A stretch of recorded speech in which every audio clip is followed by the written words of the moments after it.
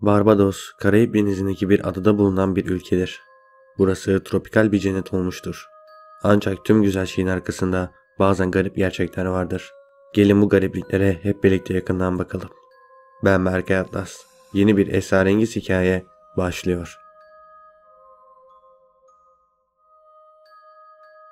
Her şey tarihin 1800 yıllarında Barbados adasının olağan dışı şeyler olmaya başlamasına uzanıyor. Bunlar çok ilginç olaylardı ancak oldukça da gizemliydiler. O sırada Barbados valisi olan Lord Cambermery bile meseleye karışmıştı. Gezici tabutların hikayesi bugüne kadar çözülmemiş bir dava. Kimse bu tabutların nasıl ve neden taşındığını da bilmiyor. Case Wallet 1727 yılında Mistik Kilisesi'nin yanında inşa edilmiş bir mezar kasasıdır.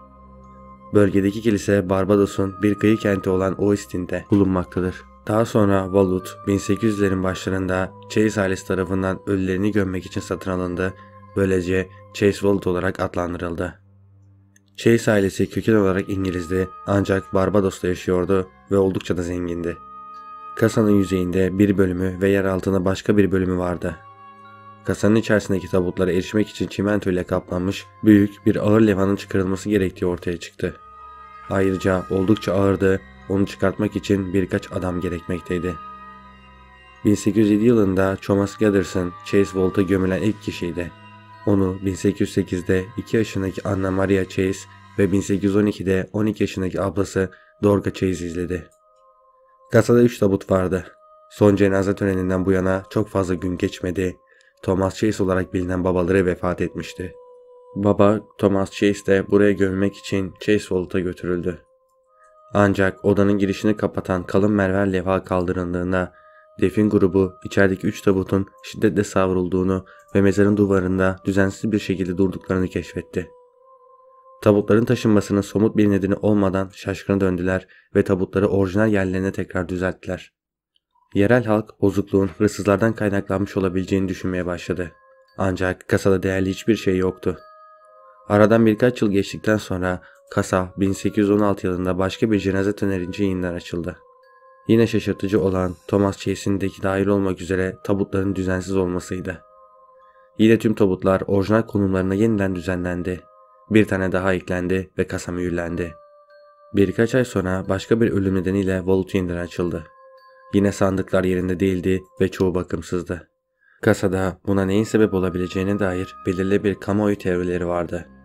Emin olmak için kasanın içine baktılar ama yine olağan dışı bir şey gözlemlenemedi.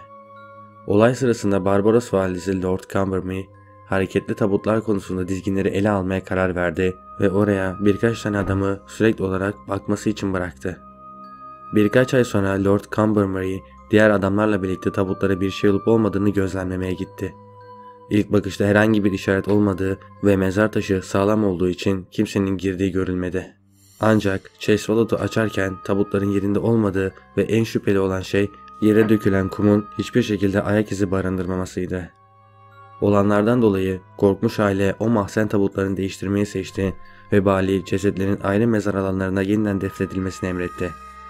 Yani orijinal Chase Vault şimdi mühürlendi ve tamamen terk edilmiş durumda. Tabutların insanlara ihtiyaç duymadan nasıl hareket ettiği konusunda çeşitli hipotezler oluşturuldu. Kasanın içinde tabutların yüzerek hareket etmesine engel olan bir su girişi olabileceği ya da tüm bu olağan dışı olayların bir deprem nedeniyle olabileceği düşünüldü. Ancak bunlar hep teoride kaldı. Böylece birçok soru ve şüphe bıraktı. Ne yazık ki özel olarak neler olup bittiği asla bilinemeyebilir. Bu olaylar birçok insanın ilgisini çekti. Bu nedenle Chase Vault'un hikayesi 1833'ten beri sayısız vesileyle anlatıldı ve yıllar içerisinde hikaye farklı versiyonlar şekilde yayınlandı. Sonunda bunun doğal sebeplerden mi kaynaklandığını yoksa başka sebeplerden dolayı mı olup olmadığı hiçbir şekilde bilinemedi. Paranormal Chase Vault'un hareketli tabutlarının böyle davranmasına neden olanlar neydi? Her ne kadar büyük bir merak uyandırıyor olsa da dinleyen kişileri de fazlasıyla merak ettiriyor. Ben Berkay Atlas. Videoyu beğendiyseniz kanala abone olmayı ve bildirim çanını açmayı unutmayın.